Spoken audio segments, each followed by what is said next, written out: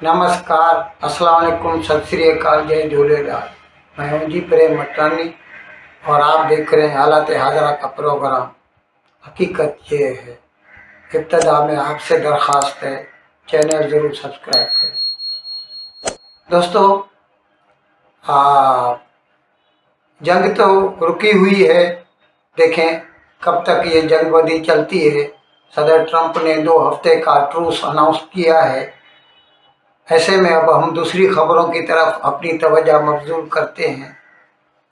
अभी किसी भी मुल्क को तरक्की करने के लिए, हर मैदान में तरक्की करने के लिए बिजली की ज़रूरत होती है और जो मुल्क जितनी ज़्यादा बिजली खर्च करता है, इससे उसकी तरक्की का अंदाज़ा होता है। भारत तरक्की याफ्ता तो नहीं है। हमारा जो एक टारगेट है कि we shall become a developed country by 2047, जब हमें आज़ाद हुए 100 साल हो जाएंगे। इस वक्त हम जो है ऑन एन एवरेज, यानी जो पीक डिमांड होती है हमारी, वो 6 गीगावाट की होती है। इतनी बिजली खर्च करते हैं और 9 गीगावाट की होती है। और ये आपको बता दूं कि चीन जो है हमसे 6 गुना ज़्यादा बिजली खर्च करता है।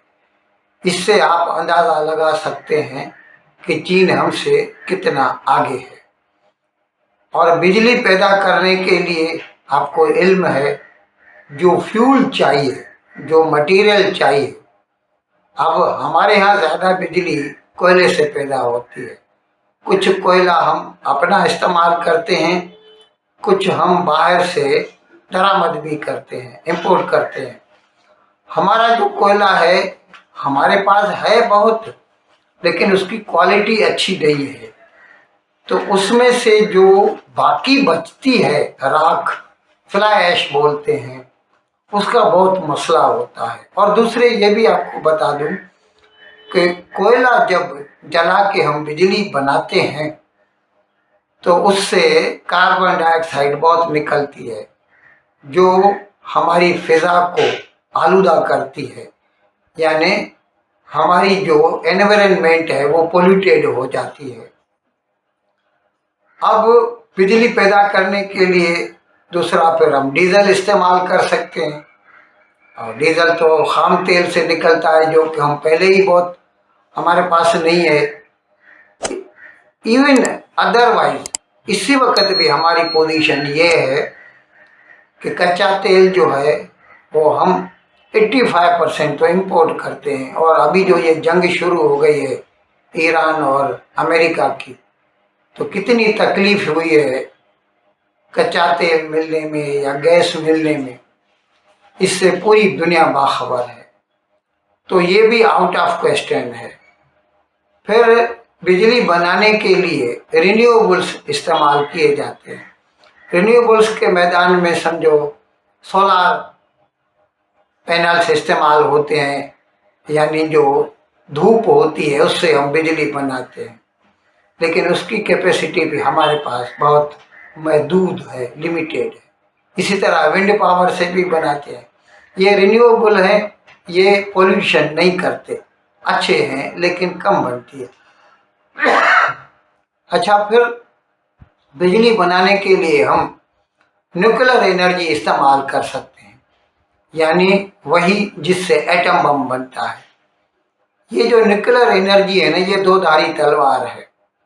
इससे हम पावर भी बना सकते हैं, इससे हम बम भी बना सकते हैं। अच्छा, पावर प्लांट हैं हमारे पास, लेकिन उसके लिए हमें यूरेनियम चाहिए और यूरेनियम भारत में होता नहीं, हमें इंपोर्ट करना पड़ता है। आपको इल्म है, कनाडा से मंगवाते हैं। और कनाडा जो है एक डिपेंडेबल सप्लायर नहीं है। अब इससे पहले जब जस्टिन ट्रूडो था कनाडा का वजीर आजम, तो उसने तो भारत के साथ ताल्लुकात बिगाड़ के रख दिए थे। अभी अलग बात है, अभी माइकल कार्नी है तो कुछ हालात सुधर रहे हैं, लेकिन फिर भी we are dependent on them. ये बात हमारी माली सेहत के लिए अच्छी नहीं है। तो इसको एड्रेस करने के लिए भारत ने एक नई टेक्नोलॉजी ढूंढ निकाली है। वैसे भारत की ये अपनी नहीं है, इस वक्त दुनिया में दूसरा मुल्क रूस है जो इस टेक्नोलॉजी से बिजली बनाता है। बाकी कोई भी नहीं, चीन भी नहीं, अमेरिका भी नहीं, बर्तानिया भी नहीं, फ्रांस भी नहीं। उसे कहते हैं फास्ट ब्रीडर रिएक्टर। वैसे क्या होता है, जब हम यूरेनियम से बिजली बनाते हैं तो उससे जो उसका वेस्ट निकलता है, एफ्लुएंट, वो बहुत खतरनाक होता है। उसको फिर किस तरह ज़मीन के अंदर दबाना चाहिए, जाहिर है पानी में तो नहीं छोड़ सकते, वो पानी को आलूदा कर देगा और वाटर लाइफ जो है ना वो खतरे में पड़ जाएगी। तो इन सारे मसलों का एक हल ढूंढा गया है, that is called fast breeder reactor. अब इसका जो एक पहला हमने तजुर्बा किया 4 मार्च 2024 को तमिलनाडु के कलपक्कम में हमने एक FBR शुरू किया। उसके 3 स्टेजेस होते हैं। उसका फर्स्ट स्टेज शुरू हो गया अभी 2-3 दिन केवल, यानी पिछला स्टेज शुरू करने के 2 साल बाद इसका दूसरा स्टेज शुरू हो गया है, और जिसको वो कहते हैं कि कलपक्कम जो न्यूक्लियर पावर हाउस है, इट हैज गॉन क्रिटिकल। अब इसको अंग्रेजी में कुछ ऐसा बोलते हैं कि it is called critical when chain of nuclear fission reactors is sustained in reactor core. अब इसमें क्या होता है मैं आपको बताऊं। यूरेनियम खपता है, उससे उसको तोड़ के हम उसमें से बिजली निकालते, इसीलिए इसको फिशन कहते हैं। फिशन का मतलब तोड़ना।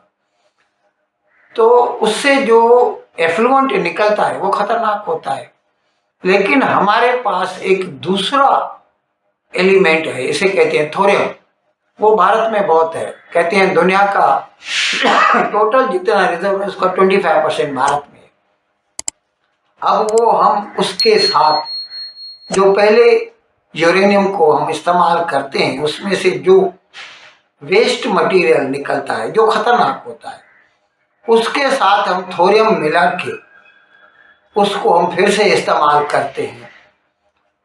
अब वो जो है पोजीशन पे हम आ गए हैं कि हम उसको इस्तेमाल कर सकते हैं, लेकिन अभी हमें एक स्टेज और पार करनी है, और फिर जब हम वो पार कर लेंगे, हो सकता है इसमें 2 साल और लग जाए, लेकिन जब वो पार कर लेंगे तो फिर ऐसा होगा कि जितना यूरेनियम हम पावर प्लांट में डालते हैं उससे ज़्यादा यूरेनियम हमको बन के मिलेगा। तो इस तरह फिर एक ऐसी स्टेज आ जाएगी कि हमें मज़ीद एडिशनल यूरेनियम डालने की कोई ज़रूरत नहीं रहेगी। यानी यूँ समझ लीजिए कि उसके बाद ये जो भारत का अपना थोरियम है ना, उससे हम बिजली बना सकेंगे। और जब हम इस काबिल हो जाएंगे, अच्छा इसके लिए मैं ये भी आपको बताऊं, मौजूदा सरकार ने, भारत की बात कर रहा हूँ, प्राइवेट सेक्टर को भी अलाउ किया है न्यूक्लियर एनर्जी में, और जिसके लिए सब लोग, पूरी दुनिया की जो बड़ी बड़ी कंट्रीज़ हैं, रूस है, अमेरिका है, उनकी जो कंपनीज जो न्यूक्लियर एनर्जी में काम करती हैं, उनके साथ कोलैबोरेशन कर रहे हैं। छोटे छोटे रिएक्टर बना रहे हैं हम, यानी न्यूक्लियर रिएक्टर जिससे बिजली बने, लेकिन छोटे छोटे, एक महदूद इलाके में जो बिजली सप्लाई कर सके। अब इसीलिए ये हमारा अगर हो जाए तो फिर हमें उसके बाद ज़्यादा यूरेनियम इंपोर्ट करने की भी ज़रूरत नहीं रहेगी, और फिर हमारी जितनी बिजली की ज़रूरियात होंगी, हो सकता है कि आगे चलकर वो फिर हम जितना हो सके डीजल और कोयले के ऊपर हमारी डिपेंडेबिलिटी कम हो जाएगी। इन अल्फाज के साथ आज का प्रोग्राम ख़त्म करने की आपसे इजाज़त चाहता हूँ, लेकिन विदाई लेने से पहले एक मरतबा फिर आपसे मेरी दरख्वास्त है कि जिस किसी साहब या साहबा ने अब तक हमारे इस चैनल को सब्सक्राइब नहीं किया, अजराय करम इसको जल्द से जल्द सब्सक्राइब करें, प्रोग्राम को लाइक करें, शेयर करें और घंटी का बटन दबाना ना भूलें। बहुत बहुत शुक्रिया। खुदा हाफिज।